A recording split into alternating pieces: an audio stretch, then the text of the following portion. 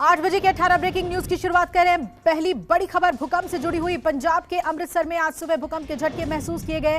Richter पैमाने पर इसकी तीव्रता 4.1 मापी गई है। भूकंप आज सुबह तड़के करीब 3:42 पर आया और इससे पहले दिल्ली एनसीआर में पिछले एक हफ्ते में 3 बार भूकंप के झटके महसूस किए गए हैं। आगे बढ़ेंगे दूसरी बिग ब्रेकिंग 8 बजे की।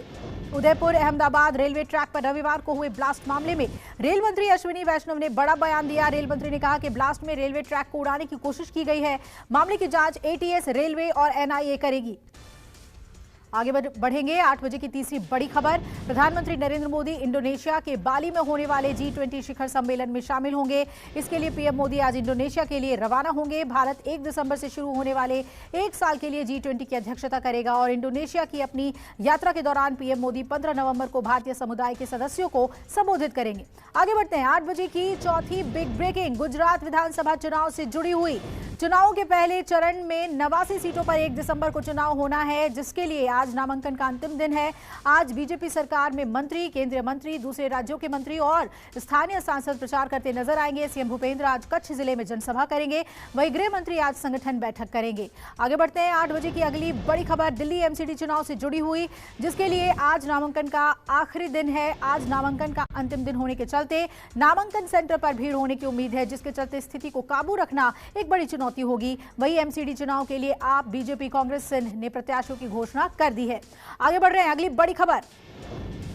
आज डिंपल यादव मैनपुरी लोकसभा उपचुनाव के लिए दोपहर 12 बजे के बाद अपना नामांकन दाखिल कर देंगी। उनके साथ अखिलेश यादव और रामगोपाल यादव भी मौजूद रहेंगे। वहीं आज मैनपुरी लोकसभा उपचुनाव और रामपुर खतौली विधानसभा उपचुनाव के लिए बीजेपी अपने प्रत्याशियों की लिस्ट जारी कर सकती है। आगे बढ़ते हैं 8 बजे की 7वीं बड़ी खबर। कांग्रेस अध्यक्ष मल्लिकार्जुन खड़गे की अध्यक्षता में आज 2024 के लोकसभा चुनाव की रणनीति बनाने के लिए कांग्रेस की बैठक होगी। खड़गे के पार्टी अध्यक्ष बनने के बाद कांग्रेस टास्क फोर्स की ये पहली बैठक होगी। टास्क फोर्स के सदस्य नए कांग्रेस अध्यक्ष खड़गे को अपने काम और 2024 के लोकसभा चुनाव की योजना के बारे में बताएंगे। आगे बढ़ेंगे 8 बजे की 8वीं बिग ब्रेकिंग। केंद्रीय मंत्री नितिन गडकरी आज बिहार से जुड़ी कई परियोजनाओं का शिलान्यास और उद्घाटन करने वाले हैं।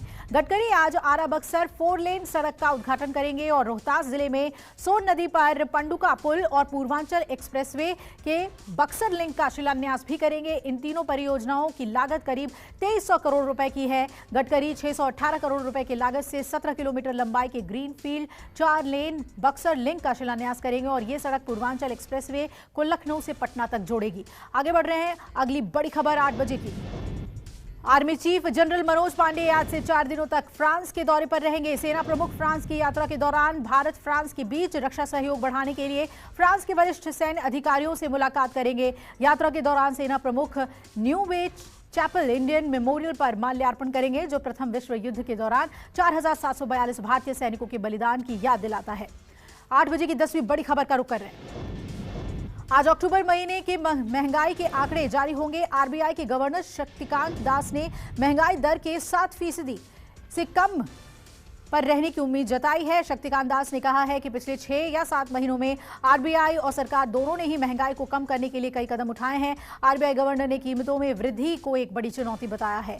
8 बजे की 11वीं बड़ी खबर का रुख कर रहे हैं। वाराणसी की ज्ञानवापी मस्जिद मामले में आज एक अहम फैसला आ सकता है। श्रृंगार गौरी मामले में संबंधित एक मामले में यह फैसला आने की उम्मीद है। दरअसल ज्ञानवापी मामले में किरण सिंह की तरफ से दाखिल मामला सुनवाई योग्य है या नहीं, इस मुद्दे पर आज कोर्ट अपना फैसला सुनाएगी। किरण सिंह की तरफ से ज्ञानवापी परिसर में मुस्लिमों का प्रवेश वर्जित करने, परिसर हिंदुओं को सौंपने और शिवलिंग की पूजा पाठ और भोग लगाने की अनुमति मांगी गई थी।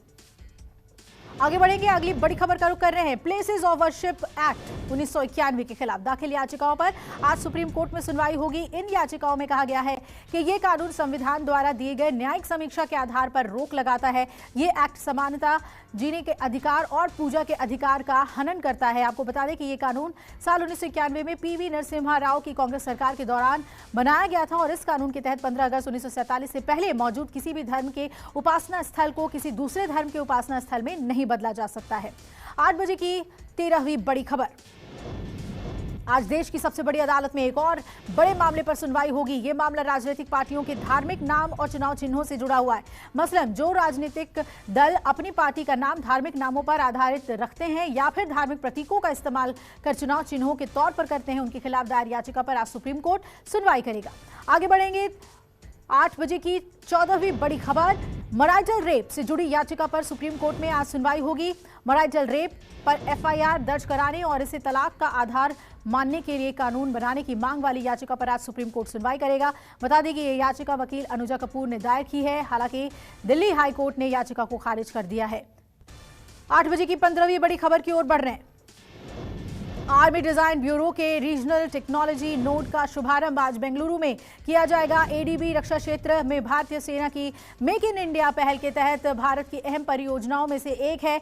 आर्मी डिजाइन ब्यूरो यानी एडीबी का आरटीएन बेंगलुरु में स्थापित किया जा रहा है। आरटीएन-बी का उद्घाटन आज ASC centre and college Bengaluru में होगा। एडीबी रिसर्च और विकास को आसान बनाता है। आगे बढ़ रहे हैं, अगली बड़ी खबर, राजस्थान के जयपुर में आज से 2 दिवसीय मेगा जॉब फेयर का आयोजन किया जा रहा है। बिरला सभागार में सुबह 10 बजे से शाम 5 बजे तक होने वाला ये फेयर बेरोजगार शिक्षित युवाओं के लिए रोजगार का सुनहरा अवसर साबित होगा। इस जॉब फेयर के लिए 30,000 लोगों ने रजिस्ट्रेशन भी करवाया है और फेयर में देश भर से निजी क्षेत्र की 60 से ज्यादा नामी कंपनियां आएंगी जो प्लेसमेंट के माध्यम से 10,000 से ज्यादा युवाओं को जॉब देंगी। 8 बजे की 17वीं बड़ी खबर की ओर बढ़ रहे हैं। आज से देश की राजधानी दिल्ली के प्रगति मैदान में 41वें इंडिया इंटरनेशनल ट्रेड फेयर की शुरुआत होने जा रही है। शाम 4 बजे केंद्रीय मंत्री पीयूष गोयल इसका उद्घाटन करेंगे। इस 14 दिवसीय व्यापार मेले में तकरीबन 2,500 घरेलू और विदेशी प्रदर्शक अपने उत्पादों की प्रदर्शनी लगाएंगे। 19 नवंबर से ट्रेड फेयर आम लोगों के लिए खोल दिया जाएगा। आगे बढ़ रहे हैं, 8 बजे की 18वीं बड़ी खबर, इजराइल के राष्ट्रपति इसाक हर्जोग ने रविवार को देश के पूर्व प्रधानमंत्री बेंजामिन नेतन्याहू को सरकार बनाने का न्योता दिया है। राष्ट्रपति कार्यालय की ओर से जारी एक बयान में कहा गया, इजराइल की संसद नेसेट के 64 सदस्यों ने राष्ट्रपति को सिफारिश की कि वो लिकुड के अध्यक्ष बेंजामिन नेतन्याहू एमके को सरकार बनाने का कार्य सौंपे।